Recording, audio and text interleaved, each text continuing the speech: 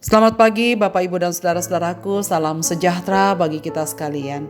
Senang sekali kita berjumpa kembali pada pagi hari ini sebelum beraktivitas. Kita masih di acara Renungan Pagi edisi 9 Maret 2023. Harapan dan doa saya bahwa kita semua sudah memulai aktivitas kita di hari ini dalam sejahtera Tuhan dan keyakinan percaya bahwa kita akan berjalan bersama Dia di sepanjang hari ini. Bacaan kita pagi ini dari 1 Raja-Raja pasal 14 ayat 1 sampai ayat yang ke-9 demikian.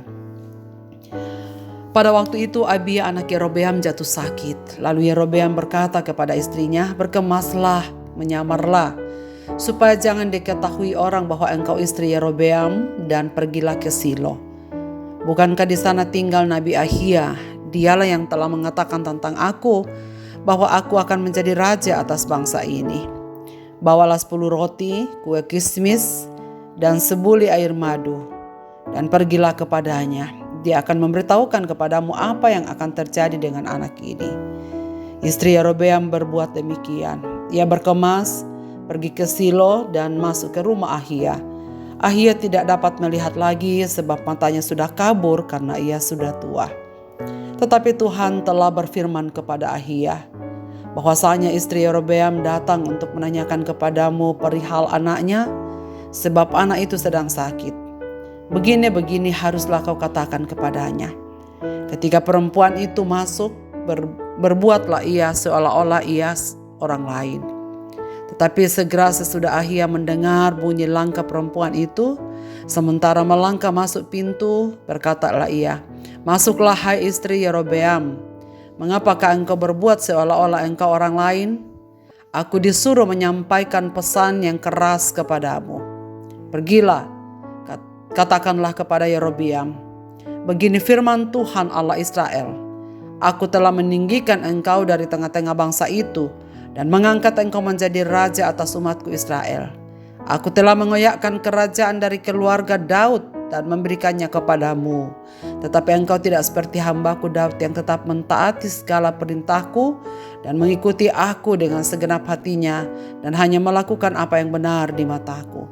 Sebab engkau telah melakukan perbuatan jahat lebih daripada semua orang yang mendahului engkau, dan telah membuat bagimu Allah lain dan patung-patung tuangan, sehingga engkau menimbulkan rasa sakit hatiku. Bahkan engkau telah membelakangi aku." Saudara-saudaraku, seringkali manusia lupa bahwa Allah yang kita sembah adalah Allah yang maha mengetahui. Tak ada yang dapat tersembunyi di hadapannya. Meskipun Allah bertahta di dalam kemuliaan, tetapi Ia tetap tinggal di bumi di antara orang-orang yang hidup di hadapannya. Manusia bisa saja beranggapan Ia tak pernah peduli. Ia tak akan tahu ulah manusia. Itu memang pendapat sementara sebagian orang. Akibatnya orang tak punya rasa takut tatkala berbuat jahat, menipu atau tidak berbuat dan beribadah kepada Allah. Itu pula lah yang terjadi pada Yerobeam, raja kerajaan Israel bagian utara. Ketika Abia putra mahkota kerajaan sakit, Yerobeam sengaja menyuruh istrinya menyamar dan datang ke Nabi Ahia untuk menanyakan apa yang bakal terjadi dengan anaknya. Dengan membawa roti, kue, madu, dan menyamar, istri Yerobeam datang ke Nabi Ahia dengan harapan Ahia akan mengatakan yang baik seperti yang pernah dilakukannya dahulu ketika Yerobeam akan diangkat menjadi raja. Namun apa yang diharapkan tidak menjadi kenyataan, sebab kepadanya Allah telah berkata, walaupun ia buta, tetapi Allah berbicara padanya. Ia tahu siapa yang datang. Sesuai dengan firman Tuhan, ia mengatakan kematian dan kehancuran kerajaan Yerobeam. Ternyata penyamaran dan pemberian sang permaisuri tak ada artinya. Saudara sekalian, mengapakah Yerobeam menyuruh istrinya menyamar? Yang pertama, ia ingin identitasnya tidak diketahui dan berharap bahwa Ahia akan melakukan dan mengatakan yang baik terhadapnya. Selain itu, Yerobeam juga merasa bersalah, sebab Tuhan telah melakukan yang baik kepadanya. Dan ia tahu bahwa apa yang dilakukannya kini sungguh tak akan disenangi oleh nabi. Itulah sebabnya ia menyuruh istrinya untuk menyamar dan datang kepadanya di Silo.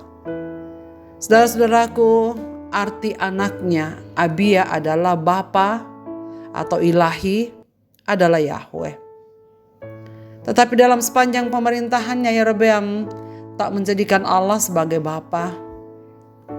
Dari keluarga istana sampai seluruh rakyatnya menyembah pada patung-patung buatan tangan manusia.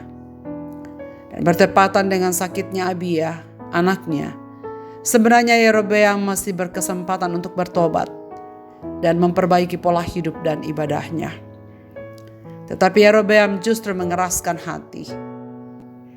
Melalui Nabi Ahia, nasib kerajaan dan keluarga Yerobeam diungkapkan, bahwa hanya Abialah yang akan menerima kehormatan, sedangkan semuanya akan hancur.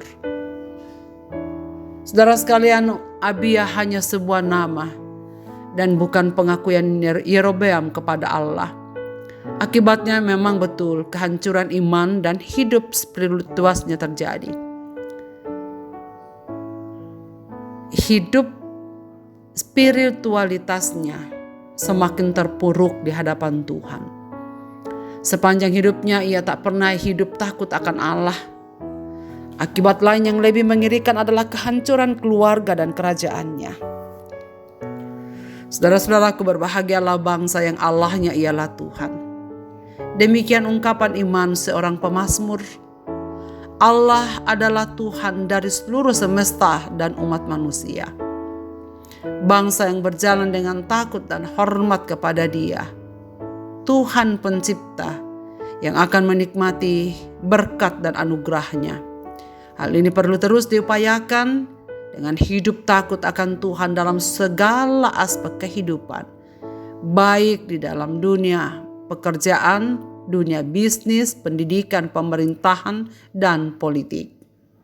Saudaraku, pada pagi hari ini kita belajar dari teks ini bahwa manusia bisa saja menghampiri Allah pada masa kesukarannya untuk memperoleh seperti yang diharapkannya.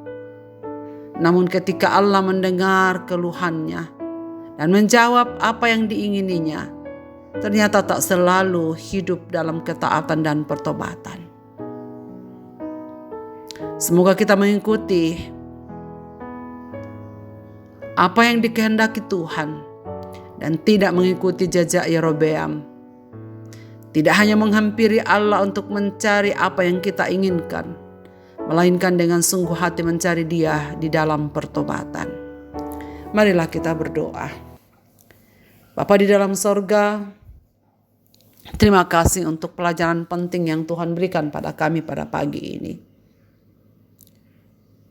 Sebagaimana Yerobeam menghampiri Tuhan untuk memenuhi keinginannya. Dan ternyata dalam kesukaran ia datang pada Tuhan. Tuhan masih mendengar. Sayangnya, bahwa tidak selalu manusia yang menghampiri Engkau Tuhan, sungguh-sungguh dengan hati yang ingin bertobat. Kiranya Tuhan memimpin kami, agar apa yang kami lakukan dalam kehidupan ini memimpin kami sesungguhnya untuk mencari Tuhan dan kehendaknya dengan sebulat hati. Agar apa yang Tuhan kehendaki kami lakukan dalam hidup ini, kami kerjakan dengan baik. Ampuni kami ya Tuhan. Jikalau Tuhan mendapati kehidupan ini tidak layak di hadapan-Mu.